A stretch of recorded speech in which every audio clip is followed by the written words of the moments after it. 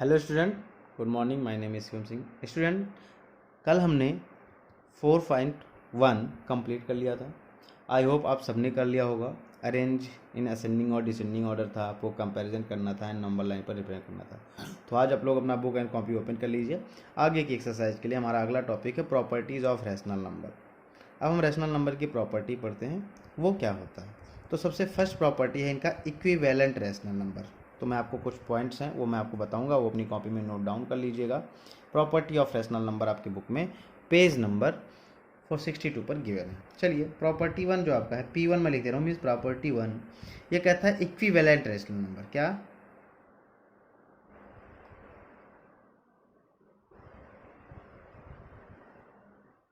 Equivalent rational number.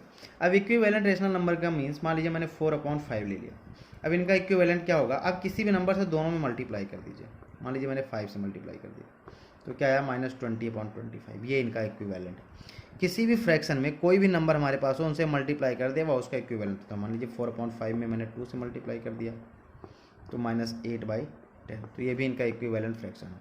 Means इनका table आप like table ही समझ लीजिए। 4/5 जा, 4/2 जा, या 4/5 × 3 मैंने कर लिया, तो क्या आ जाएगा? 12/15। तो देखिए ये सब क्या है? ये सब तीनों क्या है? इक्विवेलेंट फ्रैक्शन है। तो फर्स्ट प्रॉपर्टी आपको समझ में आ गई होगी, इक्विवेलेंट फ्रैक्शन क्या होते हैं।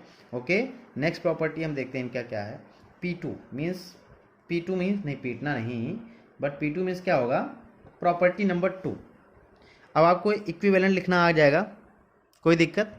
अब आता है हमारे पास property number 2, reducing to a simpler form.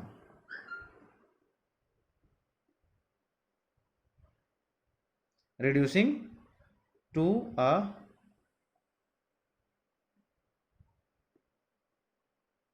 कोई नंबर दिया जाए, उसको रिड्यूस करना सिंपलर फॉर्म से। मान लीजिए 50/70 क्वेश्चन है, इसको हमको डिवाइड करना। तो सिंपल आप देखिए 10 से भी करिएगा। 10×5 = 50, 10×7 = 75/7।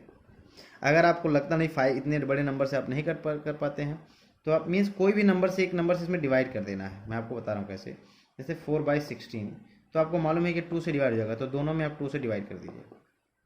देखिए 2×2 = 4, 2×8 = 16। अभी आया 2/8, अभी भी डिवाइड हो जाएगा। इसको भी 2 से कर दीजिए, इसको भी 2 से कर दीजिए।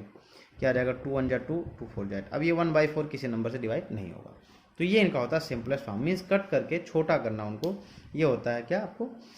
सिंपलेस्ट फॉर्म, जिससे अब उनके बाद उनका कोई भी डिवीजन ना हो सके उसके बाद। जैसे सपोज करिए 39/51। अब यह किससे डिवाइड हो सकता है? अब आपको कैसे मालूम कि यह किससे डिवाइड हो सकता है? बात है ना। तो क्या करेंगे आप? इन दोनों का HCF ले लिया करिए। 39 और 51 का एलसीएम देखिए, 3 13 जा और 3 17। जब ना 17 किसी से करना ना 3 से, उनका HCF आया 3, तो दोनों में 3 से हम डिवाइड कर देंगे। 13/17 यह हो गया इनका स्टैंडर्ड फॉर्म, या सिंपलर फॉर्म बोलते हैं। ओके, तो इस तरह से आप कर लीजिएगा। अब आपको क्वेश्चन दिया जाएगा, मान लीजिए कभी, अभी हमने प्रॉपर्टी नंबर 1 जो पढ़ा था, उसमें कुछ ऐसे दे देते हैं, फिल इन द बॉक्सेस। क्या है? 12/72, यहाँ पर 60। अब आप सोचो कि यहाँ पे क्या आना चाहिए, क्या नंबर आए। तो इसका एक मेथड है क्रॉस मल्टीप्लिकेशन मेथड, उस तरह से आप कर लीजिए। यहाँ पर मान लीजिए मैं कुछ ले लेता हूँ, P ले लीजिए आप। सपोज कर लीजिए P वैल्यू रख दिया मैंने, तो क्रॉस मल्टीप्लाई ऐसे और ऐसे होता है। तो 12 × 60 और 70 × P। P की वैल्यू फाइंड करने से हम P यहीं रखेंगे, बाकी सभी नंबर को एक साइड। अब यहाँ पर मल्टीप्लिकेशन में है, इक्वल टू के अपोजिट में आएगा तो डिवाइड में हो जाएगा। अब यहाँ से कट कर दीजिए, ठीक है। सर ये 72 था, ठीक है। तो ये कट जाएगा, 6 10 जा 60। या आप इतना बड़े नंबर से नहीं कर पाते हैं तो कोई दिक्कत नहीं। हमने 12 का टेबल पढ़ा है, वो देखा है कि उसमें 12 की टेबल में 72 आता है। 12 1 जा 12, 12 6 जा 72, और 6 1 जा 6, 6 10 जा। मीन्स P की वैल्यू जो आई वो क्या आई? 10 आया। देखिए यहाँ 1 है, यहाँ भी नीचे 1 हो जाएगा। 1 1 कोई मतलब नहीं, केवल आंसर इज 10। तो इस तरह से आप बॉक्स फिल करना भी सीख जाएंगे मल्टीप्लाई करके, क्रॉस मल्टीप्लिकेशन से, जो मैंने बताया। एक नेक्स्ट ऑप्शन है, नेक्स्ट क्वेश्चन है 5/17 एंड 15 बाई क्रॉस। अब देखो यहाँ पे दो चीज़ें हैं, या तो आप क्रॉस मल्टीप्लाई कर लो या ऐसे भी देख सकते हैं 5 3 जा 15 तो 7 3 51 आना चाहिए। बट चेक कर लेते हैं क्या है। अगर मैं यहाँ पर एक और दे दूँ, लीजिए यहाँ पर एक मैंने ब्लैंक कर दिया और यहाँ पर 119 दे दिया। अब तीनों बताने हैं तो पहले इनको हम चेक करेंगे। 5/17 इंटू यहाँ क्यू ले लेते हैं 15/q। तो क्या करूँगा मैं, -5 into Q is equal to 15 into 17। Q की वैल्यू चाहिए तो 15 इंटू 17/-5, 5 1 जा 5, 5 3 जा 15। क्या है आंसर, ये माइनस ऊपर चला जाएगा। q इज इक्वल टू कितना हो जाएगा 51 नेगेटिव का। तो यहाँ पर हमने क्या लिख देंगे कि की जगह पे -51। क्लियर? Okay, very good.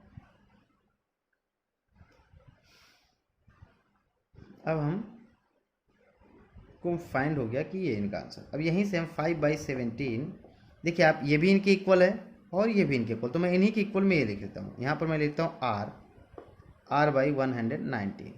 मैंने क्या किया, -5/119 मल्टीप्लाई किया, क्रॉस मल्टीप्लाई, और यहाँ से r मल्टीप्लाई बाई 17।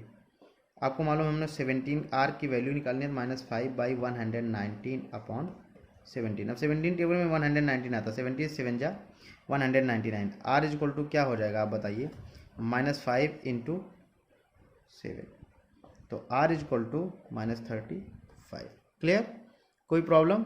तो यहाँ से आप फिल कर सकते हैं r की वैल्यू -35। तो इस तरह से आप सॉल्व कर सकते हैं। तो आपकी दो प्रॉपर्टी थी, यहाँ से आपने दो प्रॉपर्टी देख लिया। अब हम आप बात करेंगे अगली प्रॉपर्टी के लिए, अगर है तो ऑब्सोल्यूट वैल्यू। तो आपको मालूम है ऑब्सोल्यूट वैल्यू, कोई भी ऑब्सोल्यूट वैल्यू, मैंने आपको पिछले क्लास में बताया है, कोई भी नंबर दिया गया हो उसका ऑब्सोल्यूट वैल्यू क्या होता है। मान लीजिए ऐसे ऑब्सोल्यूट वैल्यू का साइन, ऑब्सोल्यूट का साइन ऐसे लगता है। इसके अंदर कोई नंबर हो, मान लीजिए 2/5, तो इसका आंसर होगा 2/5, हमेशा पॉजिटिव।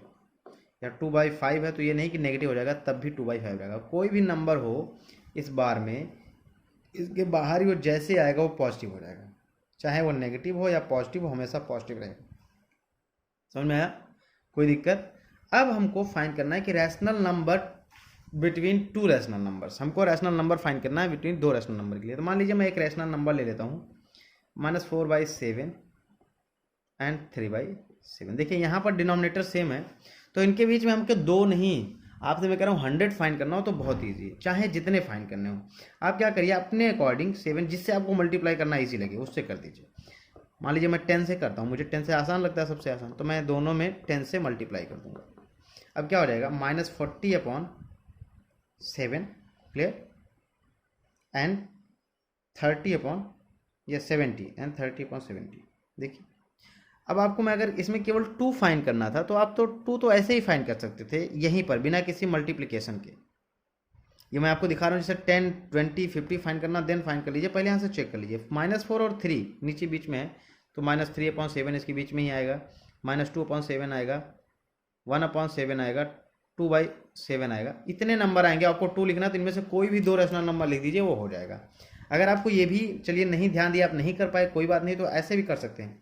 अब यहाँ से आया तो लिख सकते हैं -39/70, 30/70। देखिए कोई भी इनके बीच का नंबर, -40 से 30 के बीच में नंबर, कोई भी नंबर आप लिख दीजिए, वह उनका क्या होगा, उनके बीच का रैशनल नंबर हो जाएगा। सबसे सिंपल तरीका था, मैंने आपसे बोला कि मल्टीप्लाई करिए और चेक करिए, नोट डाउन कर दीजिए। अब आपका एक्सरसाइज 4.2 होमवर्क है, जिसको आपको करके लाना है। आई होप आप सबको समझ में आया होगा। ऑब्सोल्यूट वैल्यू भी वेरीफाई कर सकते हैं आप, एंड रैशनल नंबर भी फाइंड कर सकते हैं, 2 या 5 जितने भी दिए जाए हम कर सकते हैं। तो आपका ये होमवर्क है, आप करके आइएगा। आज के लिए इतना ही क्लास, ओके।